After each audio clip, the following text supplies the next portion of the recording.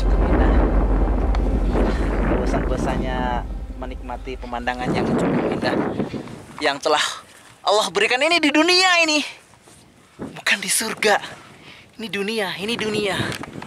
Coba bayangin kalau kita nanti di surga. Oke bang, kita udah siap-siap ya.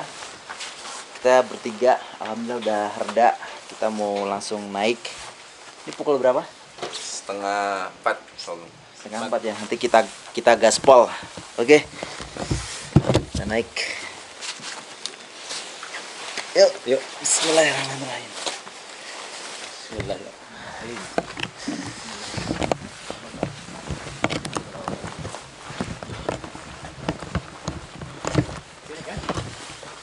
Belokan.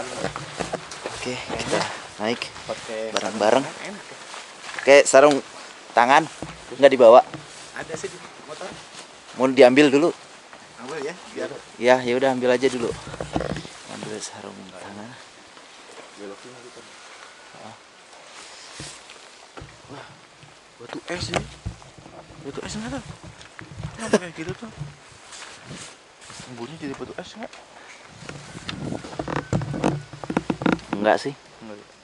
Enggak. Enggak. Air biasa.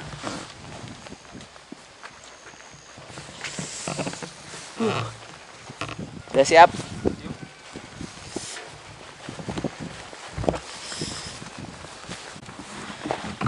Kita istirahat sebentar.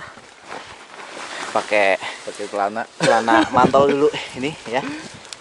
Karena ini apa namanya? Rumputnya basah.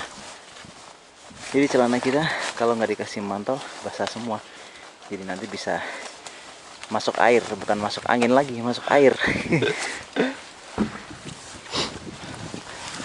Terus mau bertiga. Lanjut. Yuk, lanjut. Bismillah.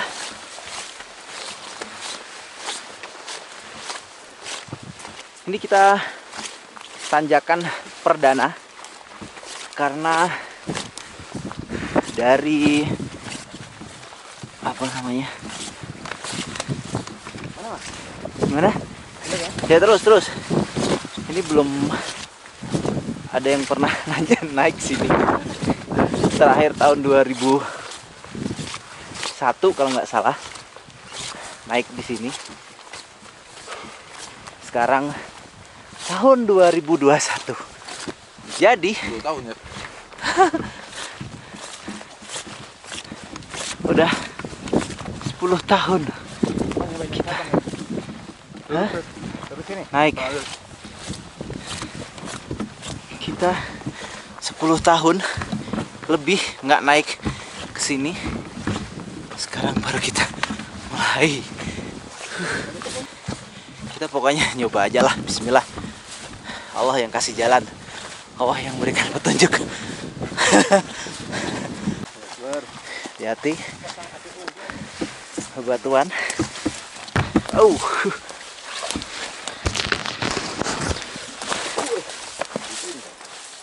Hati-hati licin. Ini jalan nggak pernah dijamah lama karena pandemik. Semalam nggak bisa tidur, jadi energinya agak sedikit terkuras. Energi saya.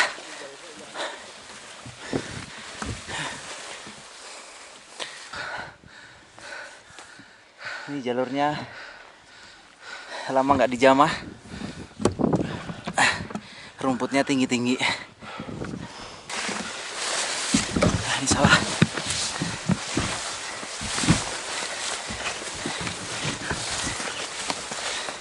Alhamdulillah. Oke, yuk. Lanjut.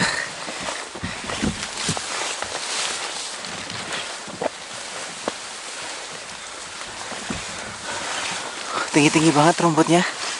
Dan ada batu-batu. Jadi hati-hati ya.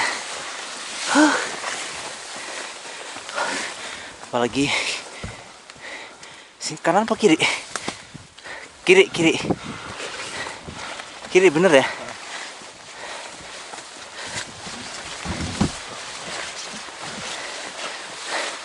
jejaknya sih masih kelihatan. Karena kita nggak pernah naik ke sini.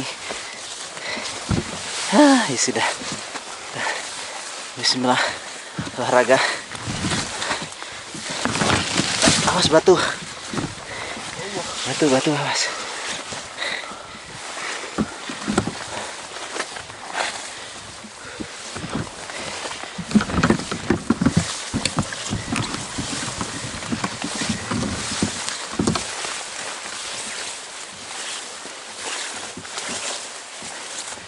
Nih masih lurus ya,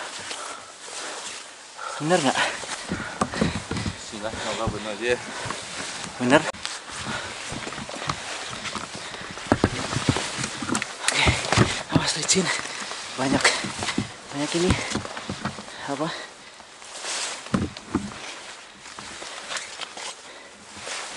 Pohon tumbang. Pas ada pohon.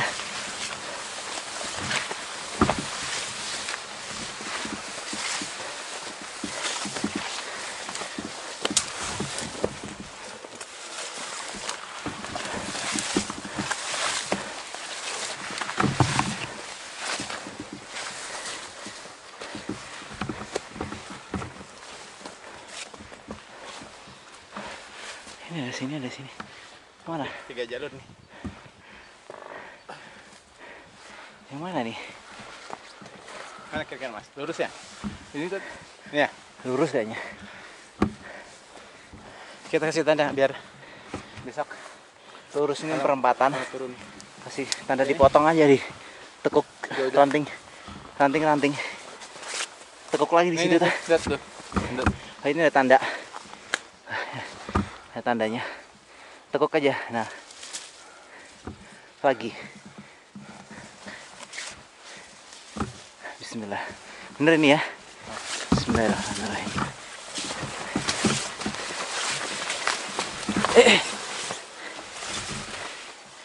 Awas licin batu. Ya.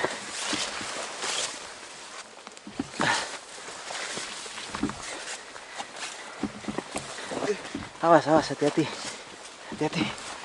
Waduh, Oke. Allah. Awas ini tinggi. Ya. Ini ada 2 jalur yang mana? Jalur air nih kayaknya bekasnya. Jalur air.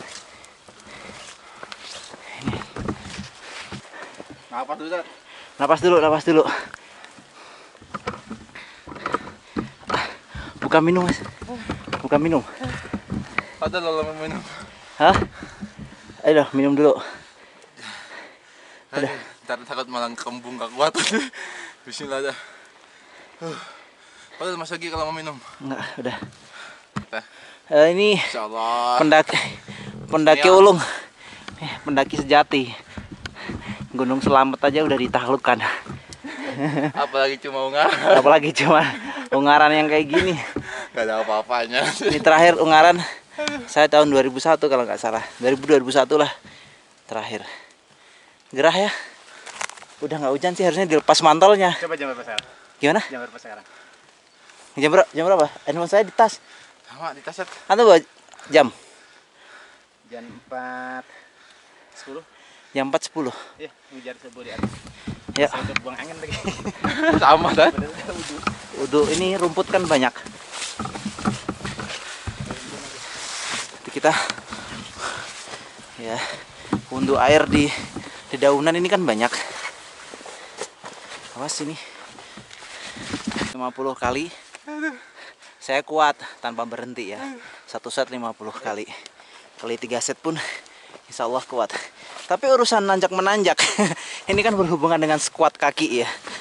Jadi butuh kebiasaan, butuh dilatih ini. Cara pengaturan napas juga. Ini kayaknya besok harus nge-gym untuk latihan squat terus. Nih selama pandemi kan udah nggak pernah nge-gym. Jadi tenaganya kembali nol lah. Diajak nanjak gunung. Lupa. Ya. Potong. Arah sini. Nah, ikut master. meternya aja.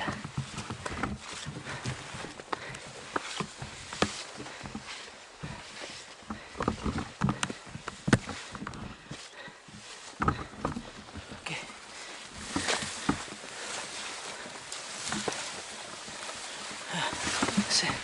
Wah, awas hati-hati. Ini agak sedikit tinggi, licin. Air. Dia masuk lagi. Hah?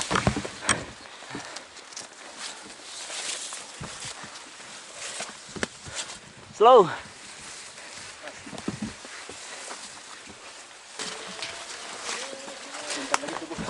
Udah subuh nih. Belum. Napas. Bentar.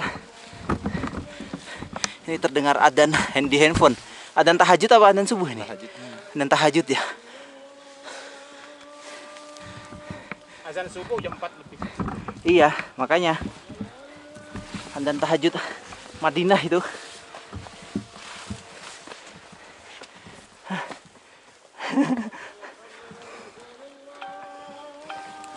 Ini ada pohon tumbang, hati-hati. Kita minum dulu ah. Minum dulu. Saya juga sama. Airan aja. Ya. Kita istirahat dulu, minum. Gerah juga. Ya kan? Nanjak terus, nggak berhenti. Lanjut. Oke. Kita lanjut lagi. Bismillahirrahmanirrahim. Mudah-mudahan diberikan kemudahan tanpa halangan suatu apapun. Oke. Tafakur kita. Asyahah ya, berpetualang. Oke. Ya kita lanjut lagi. Innalillahi wa inna ilaihi raji'un. Nggak kelihatan jalan, lagi nyalain lampu.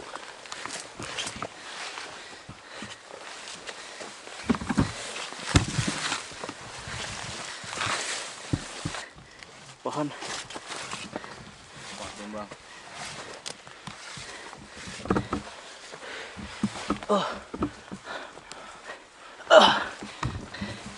sampai ini rumputnya tinggi banget ya. Udah siap?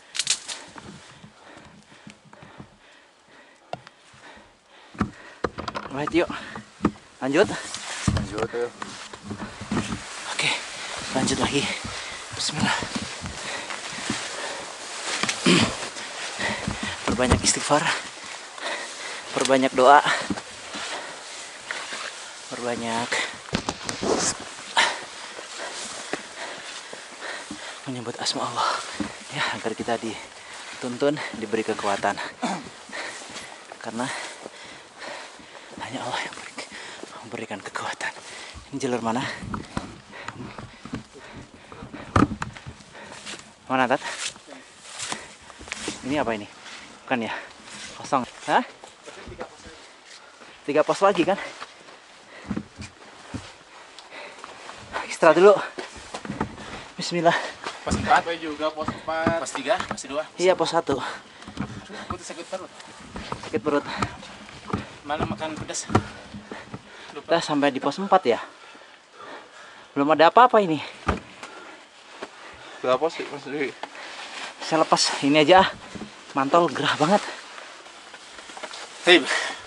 Assalamualaikum warahmatullahi wabarakatuh.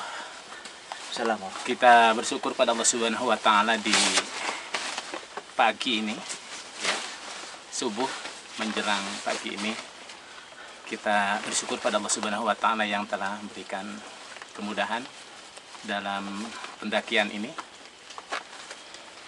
Kita bersyukur kepada Allah Subhanahu wa taala karena kita sudah sampai di pos 4 ya. Ini artinya berarti tinggal 3 pos lagi kita akan sampai kepada titik puncak yang kita tuju. Banyak pelajaran yang kita bisa petik dari perjalanan ini sejak dari awal sampai kita berada di puncak yang insya Allah sebentar lagi kita akan tiba ya. Dan kita memang dianjurkan untuk selalu mengambil ibroh, mengambil hikmah, mengambil pelajaran dari setiap peristiwa yang ada, dari setiap pengalaman yang kita lalui ya. Allah Subhanahu wa taala mengingatkan kepada kita dalam Al-Qur'an surat Ali Imran, A'udzubillahi minasyaitonirrajim. inna fi khalqis samawati wal ardi wa ikhtilafil laili wan nahar la ayatin li ulil albab alladzina yadhkuruna Allaha qiyaman wa qu'udan wa 'ala junubihim wa yatafakkaruna fi khalqis samawati wal ardi rabbana ma khalaqta hadza batila subhanaka faqina azabannar. Ayat ini memberikan sebuah pesan kepada kita bahwa salah satu di antara sekian tanda orang-orang yang disebut dengan ulul albab, orang yang diberikan oleh Allah kecerdasan, yang diberikan oleh Allah akal yang sehat. Di antara tandanya itu ada dua. Satu, yadhkurunallaha qiyaman wa qu'udan wa 'ala junubihim. Dia senantiasa ingat Allah Subhanahu wa taala dalam kondisi berdiri, duduk, berbaring. Selalu ingat akan kebesaran Allah Subhanahu wa taala dengan menyebut nama-namanya melalui zikir-zikir, tasbih, takbir, tahlil. Yang kedua adalah wa yatafakkaruna fi khalqis samawati wal ard. Dia senantiasa selalu memikirkan, menggunakan akalnya untuk mengambil hikmah, memetik sebuah pesan-pesan, mutiara-mutiara hikmah dari berbagai ciptaan Allah Subhanahu wa taala yang ada di muka bumi ini. Wa yatafakkaruna. Dia senantiasa memikirkan fi khalqis samawati wal ard. Di dalam bagaimana Allah menciptakan langit dan bumi. Wa yatafakkaruna fi khalqis samawati wal ard. Dia berpikir tentang bagaimana Allah menciptakan langit, Allah menciptakan bumi, dan Allah menciptakan makhluk yang ada di muka bumi ini. Hingga dari peristiwa tafakkur terhadap penciptaan Allah itu diharapkan dia nanti dia ingat akan kebesaran Allah Subhanahu wa taala. Muncul syukurnya kepada Allah Subhanahu wa taala, bertambah keimanannya, bertambah ketaatannya, bertambah kefasrahannya, bertambah keridhaannya akan kebesaran Allah Subhanahu wa taala dan takdirnya untuk makhluknya. Dan akhirnya dia berkata, ma khalaqta hadza batila. Ternyata dari setiap makhluk yang diciptakan oleh Allah Subhanahu wa taala itu semuanya tidak ada yang sia-sia. Pasti ada hikmah, ada pesan, ada pelajaran. Dan salah satu di antara yang kita bisa banyak ambil hikmah pesan itu dari perjalanan kita sejak kemarin sore berangkat kita dari Semarang sampai kemudian kita berada di pertengahan menuju puncak Ungaran ini. Dari perjalanan dari awal sampai kita sampai di pertengahan menuju puncak ini memberikan sebuah pelajaran kepada kita bahwa begitulah hidup. Hidup di dunia ini tidak ubahnya seperti kita sedang melakukan sebuah pendakian menuju sebuah puncak yang nanti ketika kita akan sampai kepada puncak itu kita akan merasakan bagaimana nikmatnya sebuah perjalanan, bagaimana indahnya panorama alam di puncak. Nanti akan kita lihat bagaimana kebesaran Allah Subhanahu wa taala. Dari perjalanan itu paling tidak ada beberapa hal yang kita bisa petik. Hidup kita ibarat kita sedang melakukan sebuah pendakian. Maka kita akan sampai kepada pendakian itu kalau seandainya kita punya bekal yang harus kita persiapkan sejak dari awal. Yang pertama adalah kita harus memiliki tujuan yang pasti. Mana yang akan kita tuju, kemana kita akan melangkah, dan mana titik akhir yang harus kita raih. Begitu juga kita dalam mendaki. Maka fokus kepada tujuan, fokus kepada visi kita. Hidup kita di dunia kita juga sama. Banyak orang yang hidupnya tidak jelas ya, apa tujuan hidupnya. Dia hanya makan, minum, ya, makan, minum, mengisi perut, dan di bawah perutnya tidur berleha-leha tanpa dia memiliki hidup yang jelas. Ketika dia tidak memiliki hidup yang jelas, maka di dunia ini bagaikan dia itu sedang melakukan sebuah pendakian yang dia tidak tahu arah kemana dia melangkah.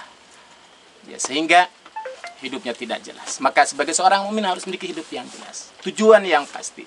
Bahwa visi kita sebagai seorang mukmin tidak ada yang harus kita kejar, yang harus kita menjadikan mimpi besar kita, yaitu puncak kebahagiaan, yaitu surga Allah Subhanahu wa taala yang dijanjikan oleh Allah dalam Al-Qur'an dan sunnah Nabi. Selalu Nabi mengajarkan kepada kita untuk memiliki visi besar. Selalu bertanya kepada para sahabat, yang ditanyakan oleh Rasulullah satu, apa yang kalian inginkan oleh para sahabat dalam hidup ini? Hampir semua para sahabat selalu berkata, "Ya Rasulullah, tunjukkan kepada kami jalan-jalan yang bisa menyampaikan kami kepada surga." Inilah mimpi besar para sahabat. Tidak ada yang dia ingin, dia tuju dalam hidupnya, bagaimana dia menjadi penghuni surga Allah Subhanahu wa taala. Tapi untuk menuju sebuah surga itu tidak mudah. Sebagaimana kita sedang menuju sebuah puncak yang tinggi, berat, kita akan dihadapkan berbagai rintangan-rintangan. Ingat, untuk sampai kepada puncak itu tidak ada jalan yang turun. Semuanya harus melakukan sebuah pendakian. Maka di saat orang melakukan sebuah pendakian, ada yang sampai kepada puncak, ada yang sampai hanya 1 langkah, 2 langkah, karena dia tidak kuat menghadapi bebannya perjalanan, akhirnya dia kembali. Ada lagi merangkak, tapi dia hanya sampai di pertengahan jalan, kemudian dia pulang lagi. Kenapa? Karena dia tidak sanggup untuk menghadapi hidup ini. Ingat, Nabi mengatakan, sorga adalah tuhitu bil makarih. Sorga itu tidak yang gratis. Semuanya dikelilingi oleh sesuatu yang itu membuat kita tidak nyaman. Siapa yang ingin sampai kepada puncak, dia harus siap menghadapi berbagai rantang, berbagai tantangan, dingin, jalan menanjak. Tapi ketika kita sudah punya visi yang jelas, punya niat yang kuat, maka setinggi apapun puncak itu bukan suatu hal yang mustahil, kita akan bisa raihnya. Yang penting azam, niat yang kuat, insya Allah itu yang akan menjadi bekal bagi kita untuk kita sanggup melewati rintangan itu dengan apapun yang kita miliki. Ketika kita sedang menuju perjalanan, ketika kita sudah merasa lelah, istirahatlah. Hidup kita juga sama. Memang dalam perjalanan hidup ini kita kadang-kadang merasakan sebuah kejenuhan. Beribadah kadang-kadang kita lelah, kita capek. Maka beristirahatlah. Tapi bagi seorang mukmin sejati, maka ketika dia merasa lelah, merasa jenuh, bukan berarti kemudian dia harus beristirahat selama-lamanya. Istirahat sejenak untuk mengumpulkan energi, untuk mengambil sebuah kekuatan, untuk jadikan bekal untuk kemudian dia melanjutkan perjalanan itu. Futur, berhenti setelah capek, bukan berarti harus gugur, tapi berhenti sejenak untuk melanjutkan perjalanan yang bebannya berat itu. Ingat bahwa surga tidak ada yang gratis. Kita naik, kita nanjak, menuju puncak. Ingat bahwa di setiap tanjakan, disitulah ada turunan. Inna ma'ala usrin yusra. Ketika kita menghadapi sebuah beban yang berat, tanjakan, kita harus sadar di balik tanjakan itu adalah di situ ada turunan. Hidup kita juga sama. Dan kita sedang menuju puncak itu. Ketika kita lelah, ketika kita capek, ketika kita berat, menapaki tanjakan-tanjakan, zikirlah di perjalanan. Rasulullah mengajarkan kepada kita di saat melewati lembah, tanjakan, dia bertakbir Allahu Akbar. Ketika turun, Subhanallah. Kita di setiap perjalanan harus kita ingat, kita hadirkan Allah Subhanahu wa Ta'ala. Kenapa? Karena Allah lah yang menyampaikan kepada kita. Sehebat apapun fisik kita, sekuat apapun kendaraan kita, ingat bahwa sesungguhnya yang membuat kita sampai kepada tujuan kita itu semata-mata karena kebesaran Allah Subhanahu wa Ta'ala. Oleh karena itulah kita diajarkan ketika kita sebelum berangkat. Rasulullah mengajarkan kepada kita kenapa kita harus sebut dulu nama Allah Subhanahu wa Ta'ala. Ketika kita naik kendaraan, yang pertama kita sebut adalah Allah. Alhamdulillahilladzi sakhara hadza lana. Allah lah yang telah menundukkan, memudahkan kendaraan ini, yang kita naiki hingga sampai kepada tujuan yang kita raih. Sebelum kita berangkat, kita dianjurkan untuk berdoa. Allahumma inna nas'aluka fi safarinal hadzal birra wat taqwa. Kita ingin setiap perjalanan itu bukan perjalanan yang sia-sia, tapi perjalanan yang mendatangkan kebaikan kepada kita dan ketakwaan kita kepada Allah Subhanahu wa Ta'ala. Karena kita berangkat bukan untuk kita melakukan sesuatu yang memang tidak ada maknanya sama sekali, tapi kita sedang membaca ayat-ayat Allah. Selama ini kita membaca ayat Al-Quran di masjid, selama ini kita membaca ayat kursi, kita membaca surat Al-Ikhlas, Al-Falaq, An-Nas. Tapi kita sekarang sedang membaca ayat-ayat Allah, ayat yang lain yang menghampar di jagat raya alam ini. Apa? Ayat-ayat kauniyah. Inna fi khalqis samawati wal ardi. Sesungguhnya dalam penciptaan langit dan bumi. Wa ikhtilafil laili wan nahar, pergantian dari malam ke siang. Sebentar lagi kita akan masuk ke siang. Sesungguhnya la ayatil liulil albab. Terdapat tanda-tanda kebesaran Allah Subhanahu wa Ta'ala. Maka ulul albab adalah orang yang mampu mengambil hikmah dari setiap peristiwa yang ada. Assalamualaikum warahmatullahi wabarakatuh. Waalaikumsalam. Kita lanjut.